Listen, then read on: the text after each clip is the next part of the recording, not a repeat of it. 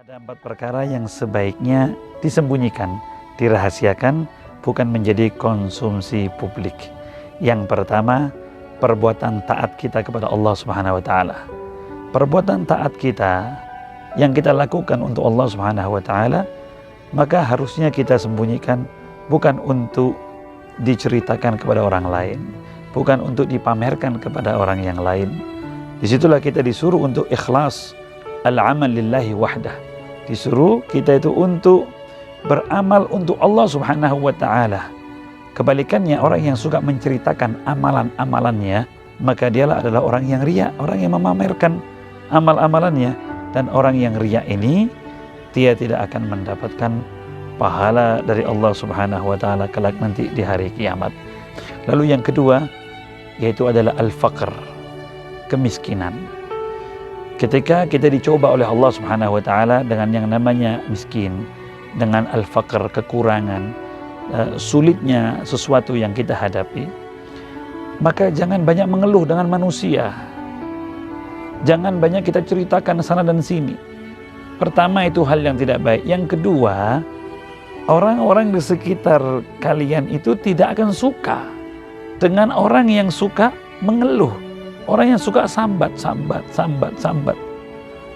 Sambat yang paling bagus itu, mengeluh yang paling bagus itu dengan Allah Subhanahu wa taala. Allah itu senang dengan hambanya yang suka mengeluh, yang suka meminta kepada Allah, berdoa kepada Allah. Kebalikannya, manusia itu tidak senang ketika dia memiliki saudara, punya teman yang suka mengeluh. Wa may yattaqillaha yaj'al lahu makhrajan. Kalau kita bertakwa sama Allah, Allah yang akan memberikan jalan keluarnya. Wa yarzuqhu min haitsu la yahtasib. Niscaya Allah nanti akan berikan rezeki yang tanpa dia sangka-sangka. Datangnya dari mana? Yang penting tetap dia beriman kepada Allah, menjalankan perintahnya Allah, menjauhi semua larangan-larangannya. Yang ketiga, al-adawah, permusuhan. Ketika ada permusuhan, maka sebaiknya pertama memang jangan ada musuhan. Ya, tapi kalau memang sampai ada kesalahpahaman, permusuhan, jangan diceritakan kepada siapa-siapa. Karena hati-hati, ada orang yang memanfaatkan nanti. Ketika tahu kalau, oh kamu musuh dengan ini, kamu gak suka sama ini, kamu salah paham dengan ini. Ketika ada orang yang gak suka dengan kamu, maka orang itu akan memanfaatkan atau menceritakan kepada orang yang akan memanfaatkanmu. Sehingga ditambahkan di situ. Ditambahkan di situ perpecahan, permusuhan, provokasi, sehingga tambah dirimu terprovokasi. Nah, lalu yang keempat yaitu adalah as-safar. Kalau mau musafir, ada rencana untuk pergi, ya entah musafir jauh, khususnya ini musafir yang jauh, maka alangkah baiknya jangan belum sudah diceritakan ke sana kemari. Kenapa? Ya, ada 2 hal kemungkinan.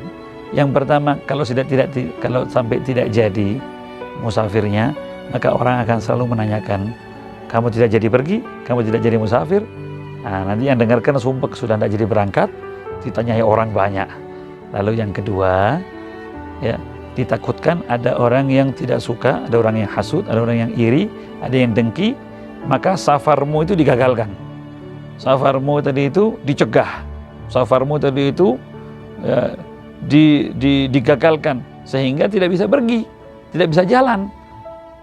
Ya, kecuali kalau sudah mendekati atau orang-orang yang tertentu dikasih tahu seperti gurunya, orang tuanya, anak sama istrinya minta doa di situ, maka diperbolehkan. Tapi kalau untuk konsumsi publik, maka itu tidak dibenarkan atau tidak baik sekali.